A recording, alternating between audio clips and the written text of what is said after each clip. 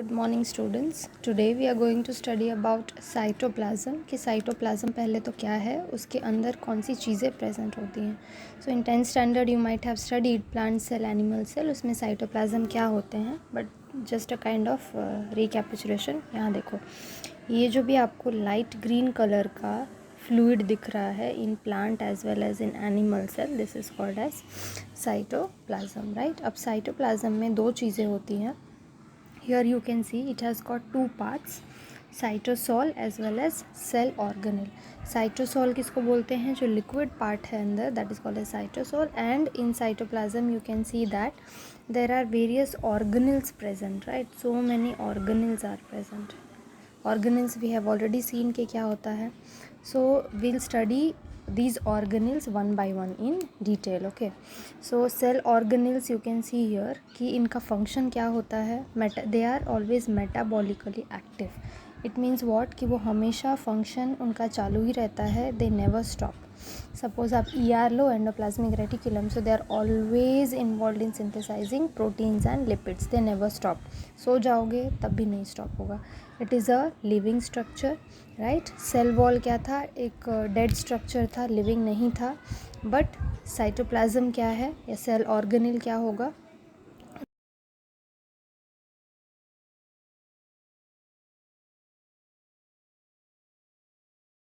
में हम देखेंगे कि देर आर कुछ ऑर्गेनल्स हैं यहाँ पे जो कि क्या करेंगे, they will always coordinate with each other and do any function. Suppose आपके स्कूल में कोई प्रोजेक्ट करना है, राइट.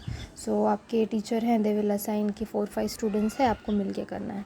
तो सब अलग अलग बैठ के काम करोगे तो नहीं चलेगा, right. You have to coordinate with each other कि मैं इतना कर लेता हूँ तो इतना कर ले, तो इतना कर ले, फिर सब साथ में मिल के असेंबल करोगे, then the project is ready. Same way ये एंडोमेम्ब्रेन सिस्टम है, वो क्या करते हैं, there are certain organelles which will coordinate with each other and perform certain functions, right. So ये क्या है, आपको याद रखना है, ER, Golgi, lysosomes and vacuoles, right. So आपको ऑलरेडी पता है ER क्या है, ओके. शॉर्ट में फंक्शन क्या है, लिपिड और प्रोटीन सिंथेसाइज करता है. गोल्जी क्या है, पैकेजिंग में हेल्प करता है. लाइजोसोम्स क्या है, lysosomes secrete some enzymes, they are called lysozyme, और वो किसको किल करता है, it kills all the pathogens whichever pathogen is entering inside. Vacuoles we have already seen in plant cell कि बहुत बड़ा वैक्यूल होता है, right. Here you can see there is a big vacuole. इसका क्या function है, storage हो सकता है, endocytosis, exocytosis, so many functions it can perform. Okay, सो यहाँ पे कुछ चीज़ें आपको याद रखनी पड़ेंगी. ये टर्म स्ट्रसबर्गर ने दिया था साइटोप्लाज्म का, ओके. जो ऑर्गेनल्स हैं उनके स्ट्रक्चर और फंक्शन सब अलग अलग होते हैं, राइट. सबके स्ट्रक्चर भी सेम नहीं होते, फंक्शन भी सेम नहीं होते. देन वी सॉ एंडोमेम्ब्रेन कि क्या कौन से ऑर्गेनल्स हैं which coordinate and perform function. But there are certain organelles जो कि क्या करते हैं, एक साथ मिलके काम नहीं करते हैं, they can act independently also. Which are those,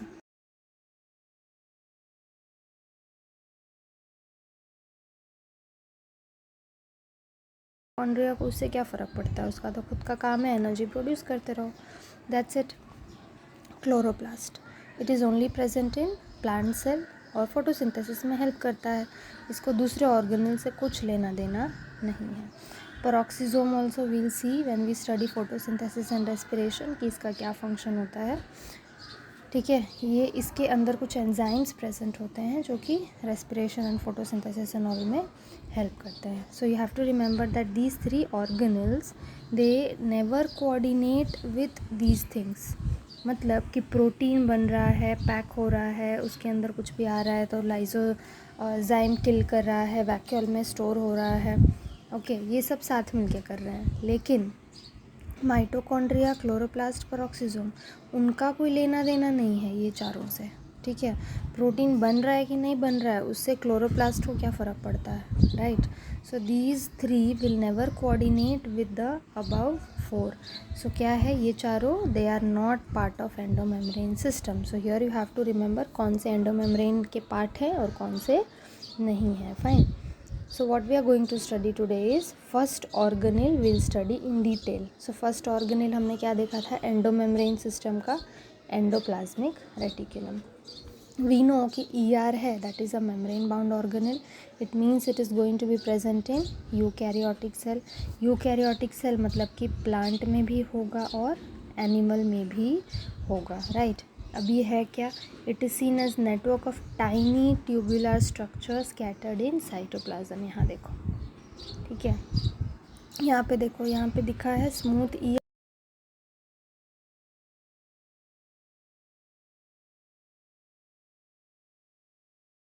in animal cell. You can see here this is smooth ear and here this is rough. So ये भी tubular structures की लग रहे हैं और कहाँ पे हैं, they are scattered in the cytoplasm. Okay, so ER में अब क्या क्या चीज़ें होती हैं, what are the components of ER, let's see. First component they are saying it is cisternae, second is vesicle, third is tubule. अब cisternae क्या होते हैं, they are long flattened unbranched unit. चलो देख लेते हैं cisternae कहाँ है. ये फिगर आपका NCERT का है. इसमें ये जो आपको दिख रहा है, these are all cisternae, ठीक है. दे आर आपको ऐसे कुछ फोल्डेड स्ट्रक्चर्स की तरह दिख रहे हैं, right. So they are called as cisternae. You can see in next figure, ये रहा देखो सिस्टरने, राइट. ये वाले फोल्डेड स्ट्रक्चर्स जो भी हैं they are called as cisternae. Second component क्या था यहाँ पे, सेकेंड वॉज वेसिकल. ये कैसा है, ओवल मेम्ब्रेन बाउंड स्ट्रक्चर. सो ये फिगर में देखो वेसिकल आपको दिखाई देगा, जूम करके देखेंगे यहाँ पे प्रेजेंट होता है.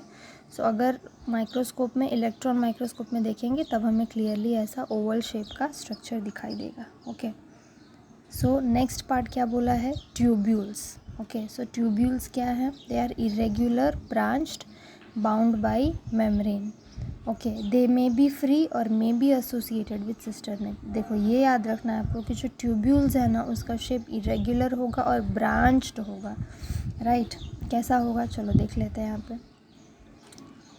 Here you can see here in this figure कि these are the tubules. You can see कि they are highly branched, ऐसे ऐसे ऐसे ऐसे ऐसे निकल रहा है. यहाँ पे भी देखो, so tubules are highly branched structures. ये वाला क्या है, और क्लोजर व्यू से देख रहे हैं तो हमें दिखाई दे रहा है.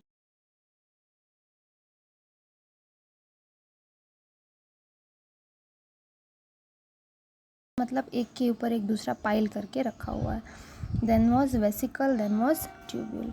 अब ER है that is divided into two types, एक है रफ, एक है smooth. You have already studied in 10th. जो रफ है वो ग्रैन्युलर होता है. ग्रैन्युलर मीन्स व्हाट, कि उसमें कुछ रफ चीज़ प्रेजेंट होगी. वो रफ चीज़ क्या है, that is nothing but ribosome. You can see here कि आपको यहाँ पे ये सब सर्कल सर्कल दिख रहे हैं, ग्रैन्युलर स्ट्रक्चर्स दिख रहे हैं. They are nothing but ribosomes. You can see here. और स्मूथ ER में आपको दिख रहा होगा कि राइबोसोम्स प्रेजेंट नहीं है. तो ये हमारा फर्स्ट पॉइंट हो गया, right. Ribosomes are present in RER and in SER क्या है, राइबोसोम्स प्रेजेंट नहीं है, ठीक है. चलिए अब नेक्स्ट पॉइंट क्या बोला है यहाँ पे कि ATS ribosomes bind to the larger subunit. ATS ribosome क्या होता है, इन प्रोकैरियोट और यूकैरियोट दोनों सेल्स में राइबोसोम्स होते हैं, we already know. So let's talk about eukaryotes. Eukaryotes में ATS टाइप का होता है राइबोसोम. ये S क्या है, S इज़ अ यूनिट, इसको बोलते हैं स्वेडबर्ग यूनिट, राइट. शॉर्ट में स्वेडबर्ग यूनिट. और ये क्या दिखाता है, साइज़ और डेंसिटी. ATS इसका है, जैसे आप मीटर मेजर करते हो वैसे ही स्वेडबर्ग यूनिट है. सो ये जो राइबोसोम ATS है ये एक ही ऐसा राइबोसोम नहीं होता कि कंप्लीट ATS है. It is always made up of 2 सब यूनिट्स, राइट. सो समझो कि ये एक बड़ा वाला सब यूनिट है, ये छोटा सब यूनिट है. Okay, so this both will combine and form ATS ribosome. So यहाँ पे क्या होगा कि जो बड़ा वाला राइबोसोम है that is joined to the smaller subunit with help of something. यहाँ बीच में कुछ सीमेंट तो चाहिए.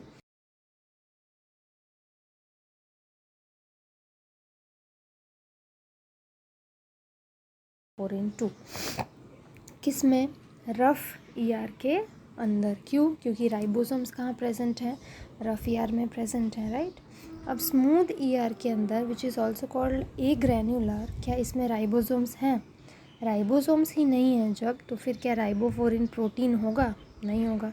सो both are going to be absent. ठीक है.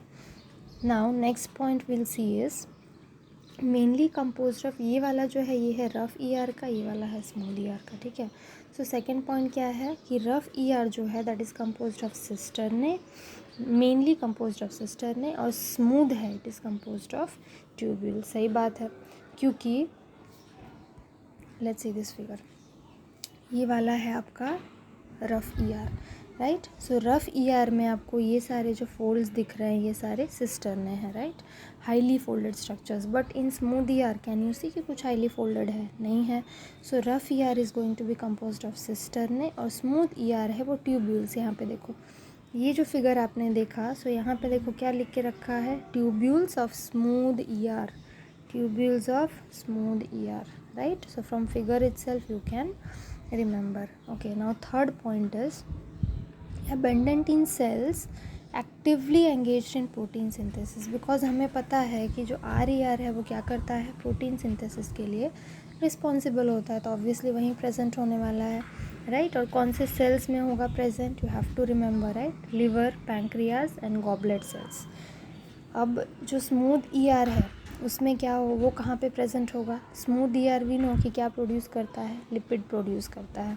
सो लिपिड और ग्लाइकोजन प्रोड्यूसिंग सेल वाले में प्रेजेंट होगा क्या? स्मूथ.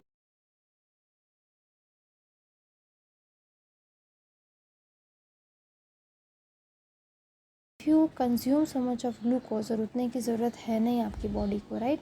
सो वो किस फॉर्म में स्टोर होगी आपकी बॉडी में? ग्लाइकोजन के फॉर्म में. So what you have to remember here is RER protein के सिंथेसिस के लिए रिस्पॉन्सिबल है, स्मूथ ER लिपिड और ग्लाइकोजन के लिए रिस्पॉन्सिबल है. अब स्मूथ ER कहाँ प्रेजेंट होता है? आपको याद रखना है, steroidal hormones in SER. Steroidal hormones क्या होते हैं कि बहुत सारे एग्जांपल्स हैं. There are two types of hormones, protein hormones and steroidal hormones, और भी काफ़ी होते हैं. सो स्टीरॉयडल मतलब क्या कि वो हार्मोन्स के अंदर वो हार्मोन्स जो होंगे वो लिपिड और फैट से मिलके बनते होंगे, जैसे कि सेक्स हार्मोन्स, राइट. मतलब मेल और फीमेल आप दोनों की बात करो, सपोज आप मेल की बात करो, सो एंड्रोजेंस हैं, they are made up of steroids, मतलब lipids and fats. If you talk about female hormones, oestrogen, progesterone and all, they are also made up of lipids and fats. Okay, so steroidal hormones. Next क्या बोल रहे हैं कि adipose tissue में present होगा. Adipose tissue क्या होता है? They are basically fat storing tissue. ठीक है, हमारी बॉडी में जो भी एक्स्ट्रा फैट होता है वो कौन से टिश्यू में स्टोर होता है? एडिपोज के अंदर. और वो कहाँ प्रेजेंट होते हैं? बिलो योर एपिडर्मिस, मतलब बाहर के एपिडर्मिस लेयर के अंदर.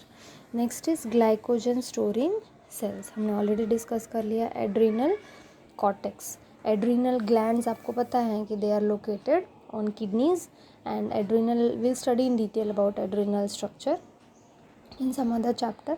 सो इसमें दो चीज़ें होती हैं, कॉर्टेक्स और मेड्यूला. सो कॉर्टेक्स रीजन में क्या प्रेजेंट होने वाला है? SER प्रेजेंट होने वाला है. ठीक है.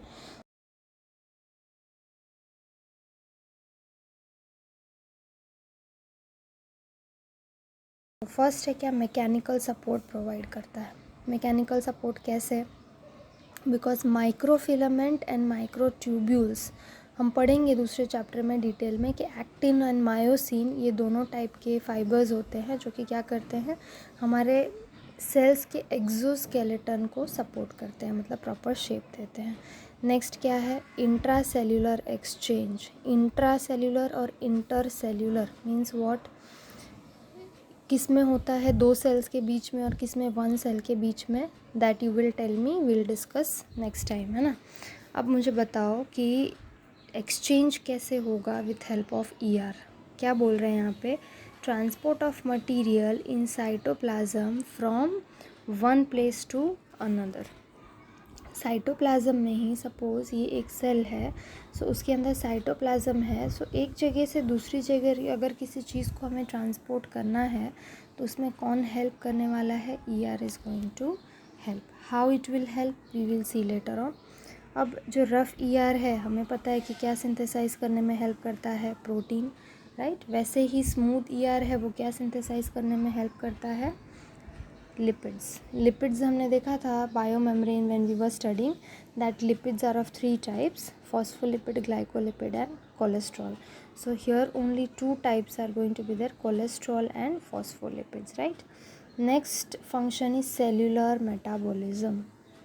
क्या दिया है, membrane of ER provide increased surface area for metabolic activities. Increased surface area means what, recall sister ने कैसा फोल्डेड स्ट्रक्चर था, सो फोल्ड करके वो छोटा दिख रहा है बट एक्चुअली में its surface is very very large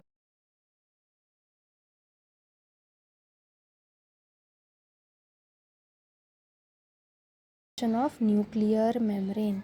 nuclear membrane क्या होता है, ये न्यूक्लियस है, न्यूक्लियस के बाहर यहाँ पे न्यूक्लियर मेम्ब्रेन और न्यूक्लियर एनवेलप प्रेजेंट होता है, उसको सिंथेसाइज करने में हेल्प करता है। You can see in the figure here somewhere, here see, ये वाले में देखो, ये पूरा क्या है, ईआर है और this is the nuclear envelope. So immediately nuclear envelope के बाद ईआर है, तो ईआर सिंथेसाइज करने में हेल्प करता है, ठीक है। अब क्या है, ये सेल डिवीज़न के टाइम हेल्प करता है, कैसे वो हम समझेंगे। देखो सेल डिवीज़न जब भी होता है, ये एक सेल है, ठीक है, ये इसको डिवाइड होना है, यहाँ पे न्यूक्लियस है। सो सेल जब भी डिवाइड होता है ना, मतलब एक सेल को डिवाइड होके क्या करना है, it has to divide into 2 cells. So क्या होगा, सबसे पहले first step is going to be karyokinesis. Karyokinesis का मतलब क्या है कि न्यूक्लियस सबसे पहले डिवाइड होगा, फिर क्या डिवाइड होगा, साइटोप्लाज्म डिवाइड होगा। ओके, सो ये न्यूक्लियस कैसे डिवाइड होगा हम थोड़ा शॉर्ट में देखते हैं, डिटेल में नहीं। सो सबसे फर्स्ट क्या होगा, you can see here, next step है ये, इसमें क्या होगा कि जो न्यूक्लियस है वो पहले थोड़ा ऐसा एलोंगेट होगा, एलोंगेट होने के बाद क्या होगा, ये 2 में डिवाइड हो जाएगा। 2 में डिवाइड होने के बाद नेक्स्ट स्टेप में क्या होगा, अब ये 2 न्यूक्लियस बन चुके हैं, नाउ व्हाट विल हैपन, अब साइटोप्लाज्म भी ऐसा डिवाइड होने लगेगा और न्यूक्लियस क्या होंगे, दोनों ऑपोजिट साइड मूव होने लगेंगे। फिर क्या होगा कि ऐसा कुछ बन जाएगा। फिर नेक्स्ट स्टेप में क्या होगा, नेक्स्ट स्टेप में होगा, आई एम ड्राइंग हियर कि नेक्स्ट स्टेप में क्या होगा, देखो नेक्स्ट स्टेप में कुछ ऐसा होगा,